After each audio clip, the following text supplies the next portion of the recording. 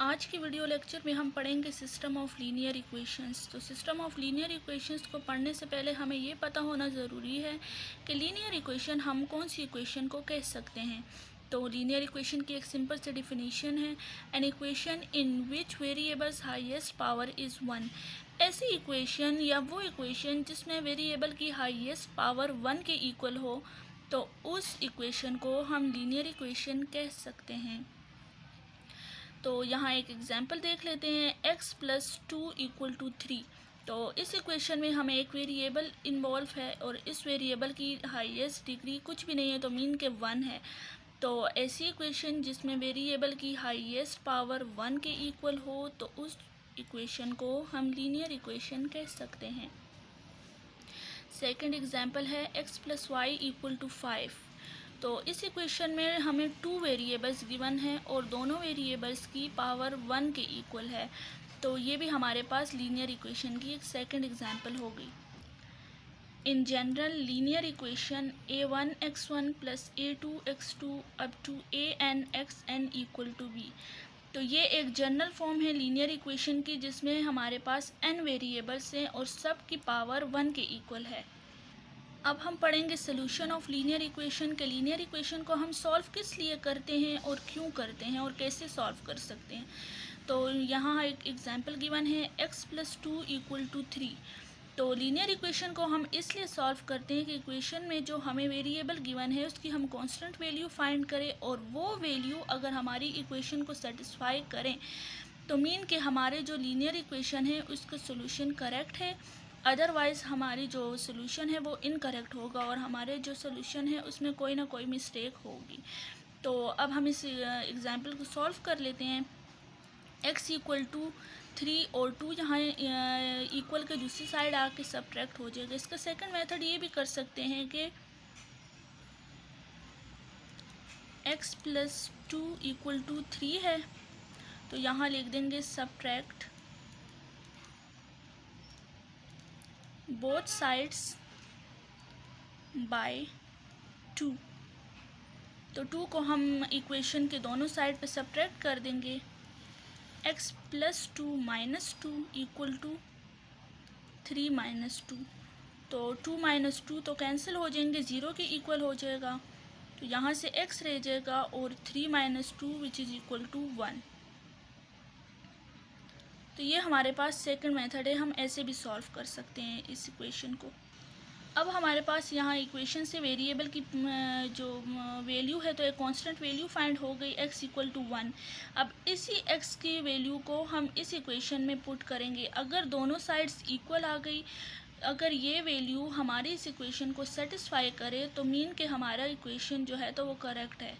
Otherwise हमारा जो solution है वो इनकरेक्ट होगा और हमारे सोल्यूशन में कोई ना कोई मिस्टेक होगी। तो वेरिफिकेशन के लिए हम इक्वेशन में x की जगह x की वैल्यू पुट कर देंगे। तो ये हो जाएगा 1 + 2 = 3।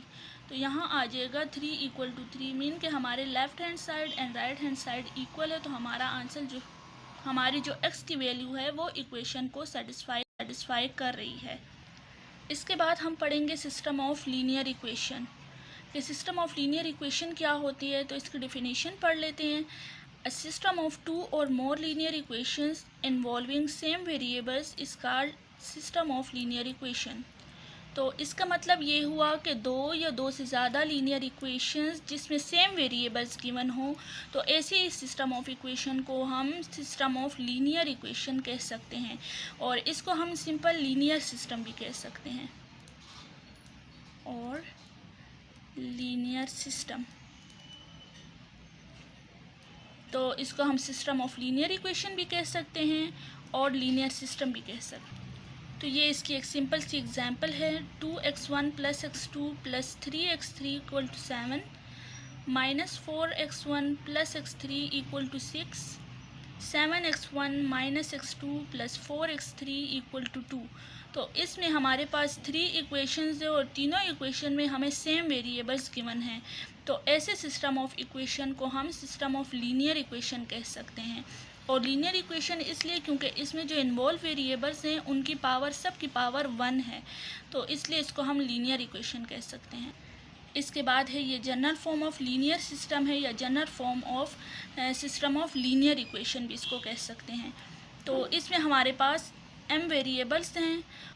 तो इस इक्वेशन में हमारे पास जो है तो m इक्वेशंस और n वेरिएबल्स इन्वॉल्व हैं। तो ये हमारे पास जनरल फॉर्म है लीनियर सिस्टम की, या सिस्टम ऑफ लीनियर इक्वेशन की जनरल फॉर्म है, जिसमें हमारे पास m इक्वेशंस गिवन हैं और n वेरिएबल्स हैं, और सब वेरिएबल्स की पावर हाईएस्ट पावर जो है तो वो 1 के इक्वल है। तो यहाँ हमने लाइन लिख दी। So this is a general linear system of m equations in n variable. तो ये हमारे पास एक general form of linear system है जिसमें m इक्वेशंस और n वेरिएबल्स गिवन है। तो अब हमारे पास एक सिंपल सी इक्वेशन है, तो इसको हम सॉल्व करेंगे और प्रूफ करेंगे कि सिस्टम ऑफ लीनियर इक्वेशन का हम सोल्यूशन कैसे फाइंड कर सकते हैं, या सोल्यूशन ऑफ लीनियर सिस्टम हम कैसे फाइंड कर सकते हैं। तो जैसे हमने पढ़ा था कि लीनियर सिस्टम हमारे पास वो होता है जिसमें 2 और मोर लीनियर इक्वेशंस हो और सेम वेरिएबल्स हों। तो इसमें हमारे पास 2 इक्वेशंस है और दोनों इक्वेशंस में सेम वेरिएबल गिवन है। तो ये हमारे पास सिस्टम ऑफ लीनियर इक्वेशन हो गया। अब इसका सोल्यूशन फाइंड करते हैं। तो इसमें हमें x1, x2 और x3 की वैल्यू गिवन है। x1 5 के इक्वल है, x2 6.5 के इक्वल है और x3 की वैल्यू 3 के इक्वल है। अब इन वैल्यूज़ को हम इक्वेशन 1 में पुट करेंगे वेरिएबल x1, x2 और x3 की जगह, और देखते हैं कि ये वैल्यूज़ हमारी इक्वेशन को सेटिस्फाई कर भी रहे हैं या नहीं। तो यहाँ पहले हम x1, x2, x3 की वैल्यू इक्वेशन 1 में पुट करेंगे और देखेंगे कि ये वैल्यूज़ इक्वेशन 1 को सेटिस्फाई कर रही हैं या नहीं। देन उसके बाद हम इक्वेशन 2 में पुट करेंगे x1, x2, x3 की वैल्यूज़ और देखेंगे कि ये इक्वेशन को सेटिस्फाई कर रही हैं या नहीं। तो यहाँ हमने इक्वेशन 1 में पुट कर दी x1, x2, x3 की जगह उनकी वैल्यूज़। तो यहाँ जो है तो 8 = 8, मतलब left hand side right hand side दोनों इक्वल आ गई। तो मीन कि ये वैल्यूज़ हमारी इक्वेशन 1 को सेटिस्फाई कर रही हैं। इसके बाद हमने इक्वेशन नंबर 2 में भी x1, 2 वेरिएबल्स हैं इक्वेशन 2 में, तो x1 और x3 की जगह उनकी वैल्यूज़ पुट कर दी। तो हमारी left hand side right hand sides की इक्वल आ गई। तो देखें यहाँ से आ गया -7 = -7, मतलब कि इक्वेशन 2 को भी x1, x2, x3 की वैल्यूज सेटिस्फाई कर रही हैं। तो ये था हमारा आज का सिंपल सा lecture system of linear equations पर।